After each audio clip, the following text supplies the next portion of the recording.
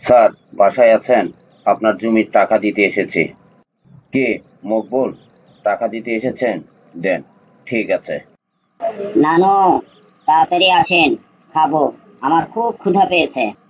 নানু, আমারও অনেক ক্ষুধা পেয়েছে। আমিও খাবো। তাড়াতাড়ি খাবার দাও। উফ, অনেক ক্ষুধা পেয়েছে। নানু, দাঁড়াও। তুমি এখনই টাকা গুনে নিলে, ভালো করে হাত না ধুয়ে খেতে এসেছেন। ভালো করে সাবান দিয়ে হাত ধুয়ে তারপরে খেতে আসেন, বুঝেছেন?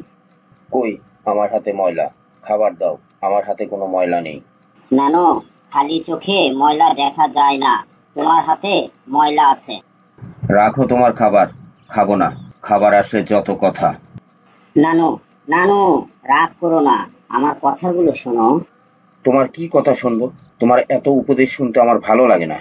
নানু, এবার মনোযোগ দিয়ে শোনেন। টাকা প্রতিদিন বিভিন্ন পেশার মানুষের হাতে যায়, আবার ফেরত আসে। বিভিন্ন পেশার মানুষের হাতে ভিন্ন ভিন্ন রকম ময়লা ও জীবাণু থাকে। টাকা লেনদেনের মাধ্যমে আমাদের হাতে ওই জীবাণুগুলো আসে। খাবারের মাধ্যমে ওই জীবাণুগুলো আমাদের পেটে যায়।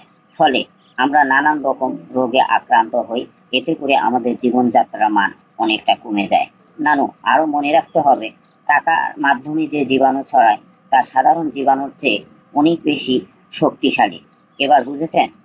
আমি এত কিছু চিন্তা করিনি নানু ভাই। এবার বুঝলাম। আর ভুল হবে না।